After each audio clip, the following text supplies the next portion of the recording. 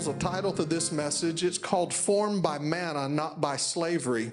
See, because there's a very simple story that we read. And in fact, as I was reading back through the comments in the group, somebody said, I won't name who it is, Brother Tony, but somebody said, I just didn't get nothing out of Numbers 1. Do you remember saying that? So today we're going to give you something. Amen. You're going to see there is a purpose for it. It doesn't matter what book it is. There is a strong purpose for it. So we want to talk about this. It's basically, we're talking about generations in the wilderness. So of course, you know, if you read the book of Numbers, there was a whole lot of people named in there. Basically, what was transpiring is that God told Moses, we want to separate these people and number them. We want to get a census, right? We still do that today. We get a census, okay? So they numbered these people in Numbers chapter 1. But they also number them again later, and we'll talk about that. I want to go to Deuteronomy, if you will turn with me. And while you're turning, Father God, I thank you for your word. Bless it, open it to our eyes, enlighten our hearts, Father. Let our spirit, Lord, and let it just come alive to us in a special way, and I thank you for it. Deuteronomy chapter 8 is where we'll start, and we're going to read just the first 3 verses here. And we'll read through our text, and then we will come back and we will kind of pull that apart and go where the Lord desires for us to go. It said in verse 1, all the commandments that I am commanding you today, you shall be careful to do, that you may live and multiply and go in and possess the land which the Lord swore to give to your forefathers. You shall remember all the way which the Lord your God has led you in the wilderness these 40 years.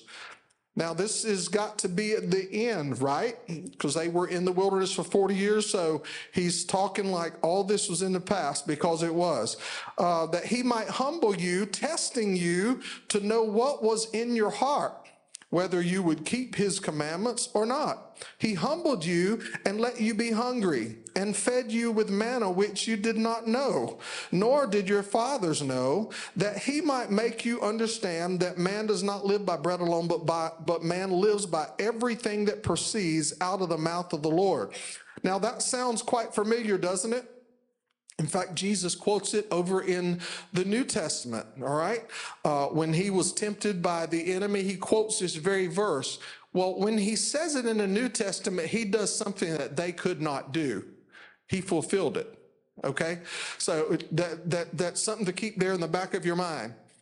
All right, so I want to go to 1 Corinthians 10. And we're going to begin reading in verse 1, and we'll read a few verses there, about 13 verses to be exact. 1 Corinthians chapter 10, beginning in verse 1. And I'm reading out of the NASB, like I know most of you are, but some of you aren't, and that doesn't hurt my feelings at all. It's okay, it really is. So it says in verse 1 of chapter 10, it says, make sure I'm in the right place. For I do not want you to be unaware, brethren, that your fathers were all under the cloud, and all passed through the sea, and all were baptized unto Moses in the cloud and in the sea, and all ate the same spiritual food, and all drank the same spiritual drink, for they were drinking from a spiritual rock which followed them, and the rock was Jesus, or was Christ. Nevertheless, with most of them God was not well pleased, for they were laid low in the wilderness.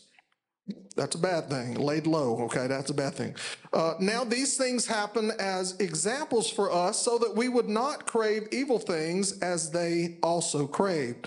Do not be idolaters, and as some of them were, and as it is written, the people sat down and ate, and they drank and stood up to play. Nor let us act immorally, as some of them did, and 23,000 fell in one day. Nor let us try the Lord, as some of them did, and were destroyed by the serpents. Nor grumble, as some of them did, and were destroyed by the destroyer. Now, these things happened to them as an example, and they were written for our instruction, upon whom the ends of the ages have come. Now, that's very important. talking about us, right? This age that we are in. Therefore, let him who thinks he stands take heed lest he does not fall. Take heed that he does not fall. No temptation has overtaken you, but such as is common to man. And God is faithful, who will not allow you to be tempted beyond what you are able, but with temptation will provide the way of escape also, so that you will be able to endure it. I want to talk about those few verses just for a moment. So in Deuteronomy, we talked about Moses. This is basically Moses doing an interpretive summary of these wilderness years.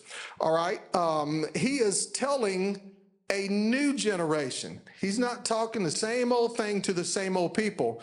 We are 40 years later. He's talking to a new generation. All right.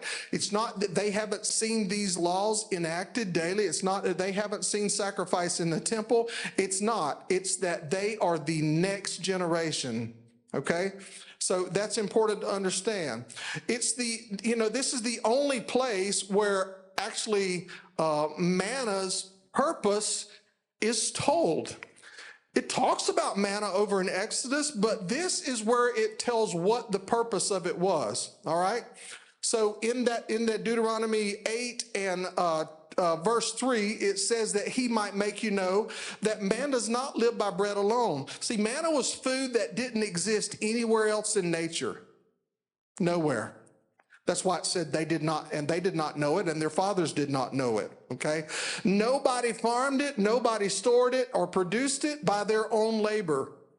It just showed up because God spoke 6 mornings a week for 40 years. Just because God said so. 6 mornings a week for 40 years, manna showed up. Now tell me God can't sustain you?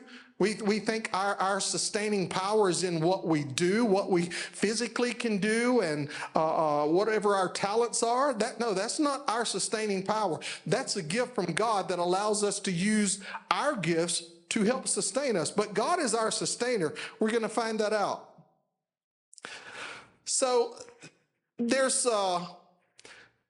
this is an easy to read passage. It's seemingly an easy story to understand, okay? After the 12 spies returned from Canaan and the people refused to go up, do you guys remember that? They sent the spies into the land. They came back, and 10 of them did not bring back a good report. Made God mad, in case you didn't notice, okay? And it's amazing because when they came back and those 10 said, "Oh, we can't take them. They're too big." You know what God says?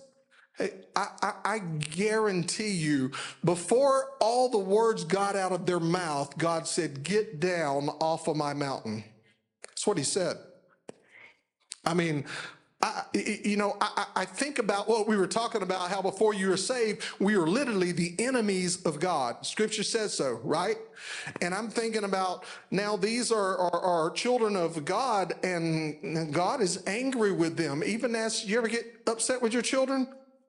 Sometimes you pinch their head off, right? You don't do it. At least I hope you don't do it, okay? Your kids are all here. They look good, okay? But those feelings come against us sometimes because we're so angry because of, most of the time it's disobedience, right? My dad did not like disobedience because he grew up and his parents did not tolerate disobedience, right? You would pick yourself up off the other side of the room, and your teeth would probably be laying there beside you, okay? I remember one time when I was 15, I didn't like what my dad said to my mom, so I stood up to him, and he went, and I went against the wall. I'm telling you, he hardly even moved, like a ninja, and knocked me against the wall, and I was like, I'll be going to my room. That's exactly what I said, right? That wasn't abuse. He did not tolerate disrespect. All right, and today we live in a whole different world, and I won't go into that because that's probably a whole message in it. That's probably a series of messages. So, amen. So these 12 spies returned from Canaan, and the people refused to go up because of what the sayings that they brought back. See, God doesn't just punish them and move on. He waits. Can I tell you, God has plenty of time? He ain't running out of time. We're running out of time. Every second we stand here, I'm getting older. Okay, I'm running out of time. I'm headed towards the end. God is not in a hurry. He can wait. And can I tell you something? In the same respect, the devil, the enemy, will wait for years to ensnare you and trap you and defeat you. He knows you're on a timeline. Well, he knows he is too, but his timeline's a little bit longer than yours, right?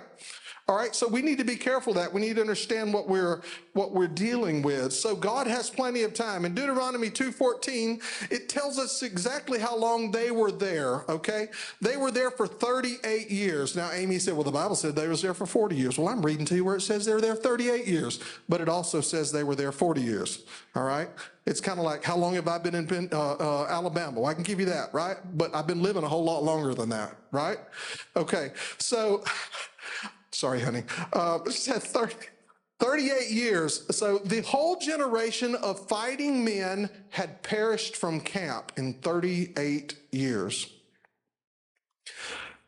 Because God determined that because the spies came back and they said, we can't do it, when he said, get down off my mountain, and he waited, the punishment was in the waiting, people started perishing. They started perishing. And the entire army perished over the course of time. And I got to thinking about that when we was reading our study, and I was like, that's really good, but what happened then? And the Lord gave me this message. He said, I wasn't just exterminating an army, I was building another one simultaneously. And I was like, yes, you were. Because God, he's not just single focused. God could be doing something in your life that there is a connection point or an intersection point with someone else's life in here at some point. And he's really working in all of us, in all of our, if I said timelines, in the time that we live in right now, you would understand what I'm saying. He's working in all of our timelines simultaneously. And there are these connection points all through life that, you ever hear somebody say, wow, it's a small world, because they knew someone you knew, like, that you never thought they would have known, right? And so God is working in all of that at the same time. So for your 38 years, Miss Amy, the math breaks down like this. So in a year, it took them about a year from Egypt to Sinai, plus the time at Sinai, and a year from Sinai to Kadesh Barnea, which is the first arrival, right? This is the first arrival where God said, go spy out the land, okay? 38 years wandering after the rebellion at Kadesh Barnea until the old generation died out. Now, this says wandering. I've always, this picture in my mind is just, these people just wandering around the wilderness, they can't find their way out. What's crazy is, this whole area it's like 150 to 180 miles wide and like 250 feet long. If you walk in a straight line for 2 weeks, you can find your way out. So I could not understand, why are these people just wondering? Right? Why are they still listening? Well, is somebody going to step up and say, hey, let's get out of here, right? So all this time, God's still feeding them. Maybe that's what maybe the food was keeping them, right? Every morning they get up and there was food, and they were all packing their bags the night before. We're going to take charge and we're getting out of here. And they wake up and there's food and they decide to stay. I don't know. That's, So anyway, in Numbers 1, the first census at Sinai, there were 603,550 men aged 20 and up that could go to war. That's how they numbered, right? They were counting the men that could go to war. That's in Numbers 146. Every man old enough to bear arms at Kadesh Barnea at that time. So all of a sudden, dead, before Israel crosses into the land. Just like God said, right? Only 2 made it out. Only 2. That's not a good percentage. Come on. But those two made a huge difference, right? Because their witness when they came back was different. Oh, we can take the land. We are well able. And I'm going to show you the difference in those 10 and those two. So in Numbers 26, 64, and 65, not one man from the first census remained except Joshua and Caleb. So there's why they numbered them in numbers, and it was so boring, okay? That's what that was about. That's the first numbering before they went to Kadesh Barnea, right? But we want to look at the rest of the story. Something else is happening at the same time. The new census gets taken in Numbers 26. So in number 26, the second census was done on the plains of Moab. There were 601,730. It's a difference of 1,820 men. Now, this has nothing, this does not count women. It doesn't count children. It doesn't count elderly that can no longer fight. It doesn't count any of them. I've heard numbers of 3 million people coming out of Egypt. I mean, that's a task, a disaster waiting to happen in itself, right? Right? Anyway, so on the plains of Moab, like I said, it was like 150 to 180 miles from Sinai. So when they count in Numbers 26, they're counting the same military structure, the same people as they did in Numbers 1. But none of the people from Numbers 1 except Joshua and Caleb are in that count. And that's when I realized God raised up an army under the nose of those being exterminated. I say exterminated. I mean, give me another word. I'll use another one. He killed them dead. Okay. But it's counting a different generation. The generation that wasn't at Sinai, the generation that never wore chains in Egypt. All right. So that's the whole problem. Moses spends the entire book of Deuteronomy reteaching the law to people who had heard it all of their lives. This address is urgent. It's the last time Moses will be able to say it. He will not cross over and enter in. Does anybody know why? Because he struck the rock for water instead of speaking to it. God only said to strike it the first time. The second time he said, speak to it. So disobedience can cause you to overreach your, disobedience means you wrote a check that you're behind can't cash. How's that? You ever heard that, Miss Elaine? Sorry for you people on video. Hey, this is how it is. We in Alabama. Deuteronomy, really what it means is second law, all right? It's from the Greek Deuteronomion, interestingly enough.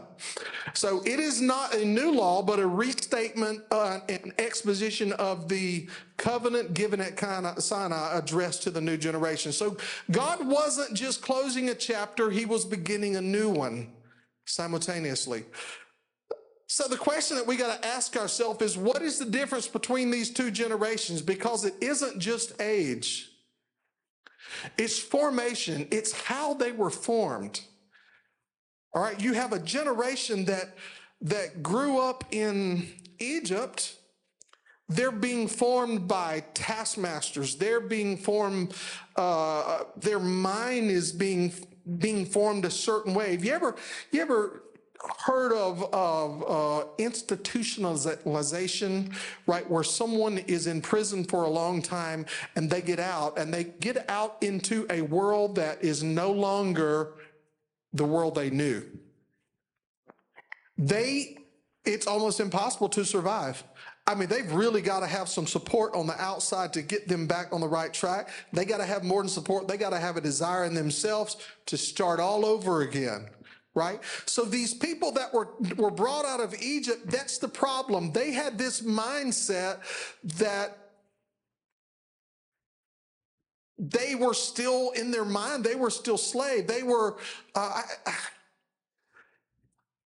I I'm not sure how to say it, but you know what I'm talking about. So let's talk about those two generations, okay? Because I want to keep moving. If I don't, I will run out of time. So we have two generations. We have two different ways of being formed, or two formations. First, we have the slave generation.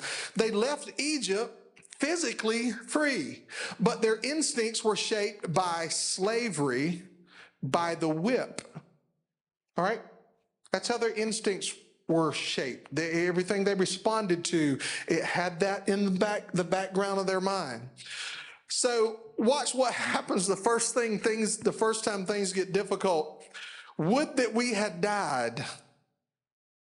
Right, I want to go and read this because it's longer than my notes, and I said, you know what, I'm probably going to go and read this. So let's go to Exodus chapter 16.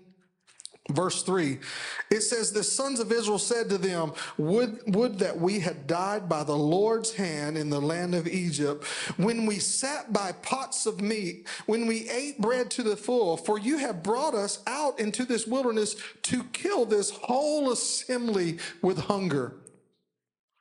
Now, from everything I've read, they've been eating every morning. I don't know if they know what hunger is. You know, I'm pretty sure they remember when the Pharaoh said, take away all their straw. They can make mortar without the straw. They can still keep building, right? It's going to take them a lot longer, but they can still do it. I'm pretty sure they forgot about that, right? I mean, they forget all the things that, well, I guess after 400 years, maybe it's become the norm. You think about the number of generations that passed through, right?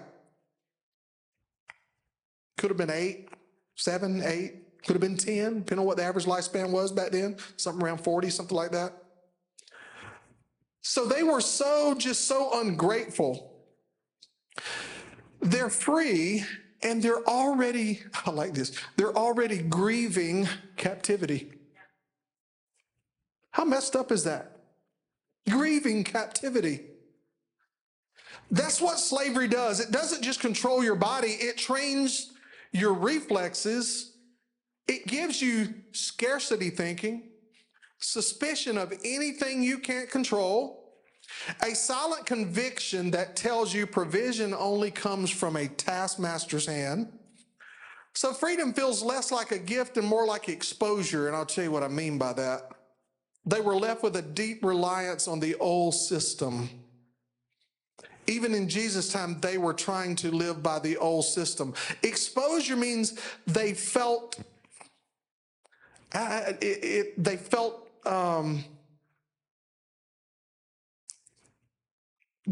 like that just anything can happen. It was almost like if no one was telling them what to do, they didn't know.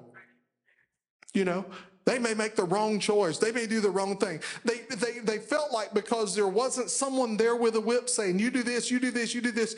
It's almost like they had that follow mentality. Nobody had a leader mentality. Only Joshua and Caleb, right? So they were able to break that mindset while the other 10 could not. See, that's why the spies report broke the entire camp. If you look in Numbers 13 and 14, they knew how to be beaten, but did not know what winning looked like.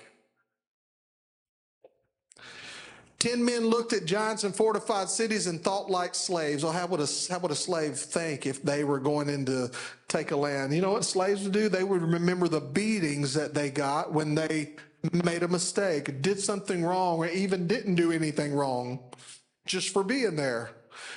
And so I can imagine they didn't come out ready to fight. And what else does it look like? And the people who had watched the sea split open believed them anyway. They believed these 10 guys. They just watched the sea open up and 3 million people walk across before the water could fall back to the ground. What else do you need? There are still people today say, I need a sign from God. Well, that's probably not going to happen. All right. He's given enough signs that we got signs all over the place.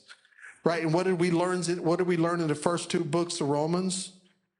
Right? Every man has had a sign. It's in the sun, it's in the stars. There's no man able to see whether he be saved, whether he be the pagan, or whether he be the religious man. There's no man able to see. I didn't know. You say, well, the scriptures got to go to every part of the earth. Everyone has to hear the gospel. The gospel is preached in what God created as well. You cannot deny it. People that deny God are doing it intentionally, knowing that they are wrong. I'm just telling you. You stand before God, that is not going to be an excuse. So, that's the slave generation. Let's talk about the manna generation. So they was raised on something different. A daily, ungovernable, unmanageable dependence. Sounds the same, right? But it is not. Manna showed up one day at a time.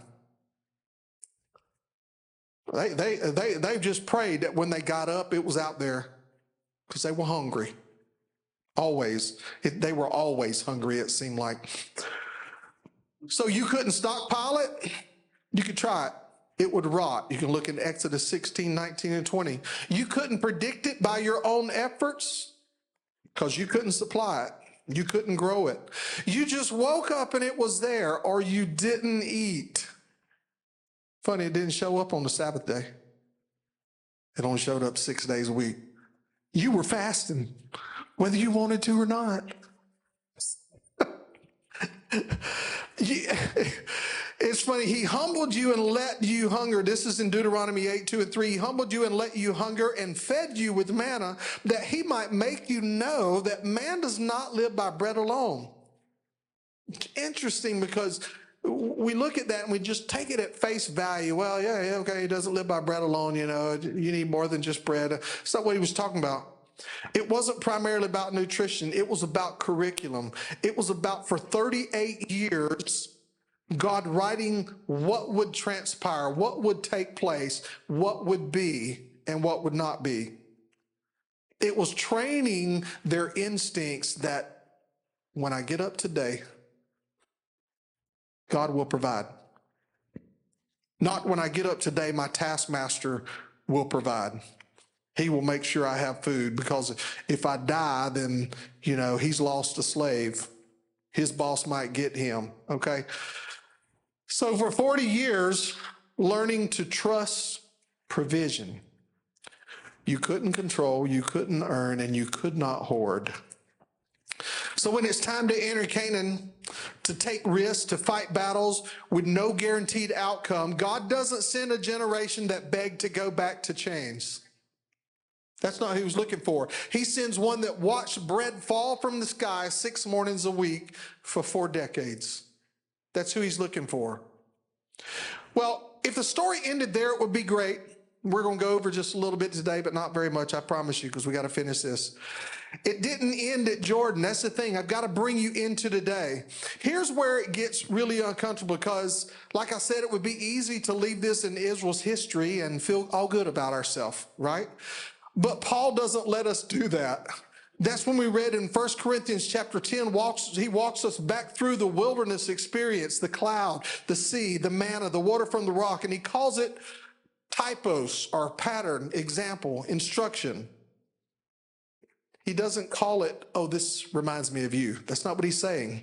His words are stronger than that, see? It happened to them in 1 Corinthians 10, 11, happened to them as an example, but were written down for our instruction, to whom the end of the ages has come. Who's he writing to? All of us, right? He was writing to Corinthian Christians, so he's writing to us as well. People who had, listen to this, already received their manna. And we got to be talking about ourselves now, right? All right. The Spirit, already received. The water, already received. The bread, already received. The cup of Christ, already received. Already received our manna. Paul's point was kind of unnerving, because what he was saying was, with most of them, God was not even pleased. Manna still showed up in the morning. He still showed up in the morning. He wasn't going to starve them. They would die, just like he said. But it was because of their disobedience and rebellion, not because God decided to starve them to death. See, shared deliverance is not the same as shared formation, because they were all delivered at one time, right? We're all delivered when Christ died on the cross. He delivered us from the penalty of sin. Now we contend with the power of sin, and the presence of sin when we're glorified will then be conquered. Yeah, he is. So you can be out of Egypt and still think like a slave, right?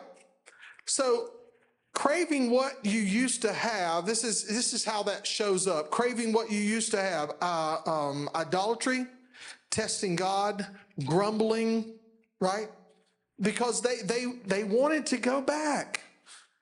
And today, when we're delivered from our Egypt, whatever that was for us, we still end up trying to return to our bondage and to our chains, when actually we should have already intentionally made ourselves slaves to our new master. God ain't gonna make you serve him. It's not that kind of slavery. We become bond servants of God out of choice, because we decide that old master, the only wages we get from him is death. Right?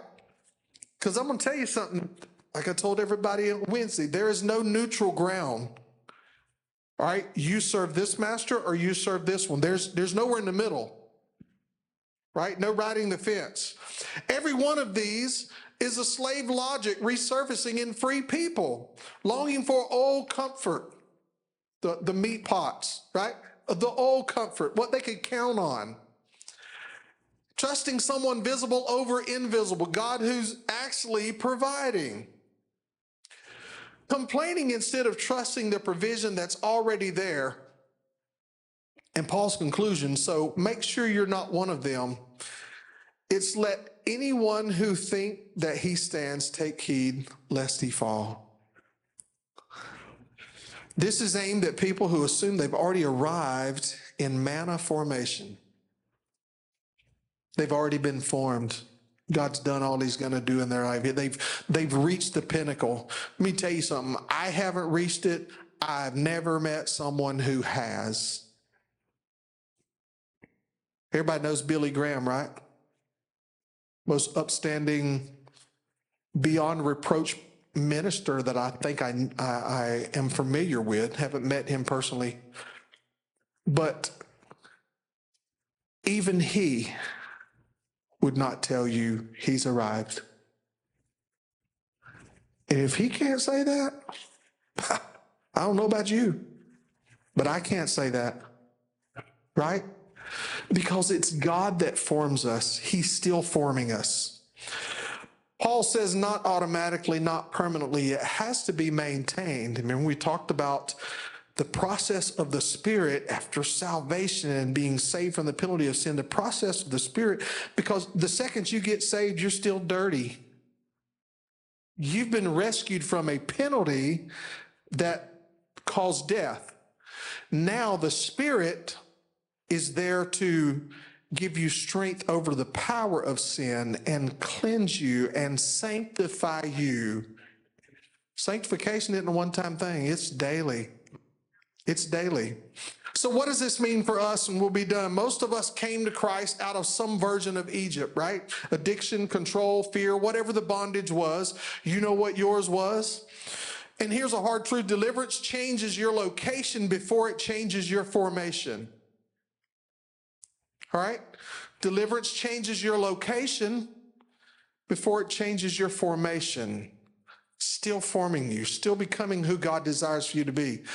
You can be, see, because if you get saved, you're not instantly God's vision for you. You're not instantly the end of what God's promised. No, you have just signed up for the journey. Right? So, you can be fully forgiven, you can be fully free, and still flinch at the first Kadesh Barnea moment. The first time faith asks you to risk something or everything, because the old reflexes haven't been retrained yet, right? So when the enemy comes at us to defeat us and to tempt us, that old reflex. Remember, I talked to you about the neuro channels that we revert back to that comforts us. It may be that sin, whatever it is, but we get up on the high of success, and we revert back down that neuro channel that begins working deeper and deeper in our mind. Revert back there. So we have to rework those channels. We have to cover that up by saying, no, God, I'm not a slave to this man anymore. I'm a bond slave to you. So that retraining isn't a crisis event. It's not a second deliverance. It looks like manna daily, unspectacular, impossible to stockpile. It looks like, here's what it looks like: prayer you show up again for tomorrow, not just when you're desperate. It looks like scripture you return to daily, not just in emergencies. It looks like the small obedience that no one sees and no one applauds. It looks like trusting provisions you can't see yet, one day at a time. That's what they did. None of that feels dramatic, right? That's the point. Slavery is trained by crisis and control. A manna faith is trained by repetition and trust. Repeatedly in this word, repeatedly on your knees, repeatedly trusting God.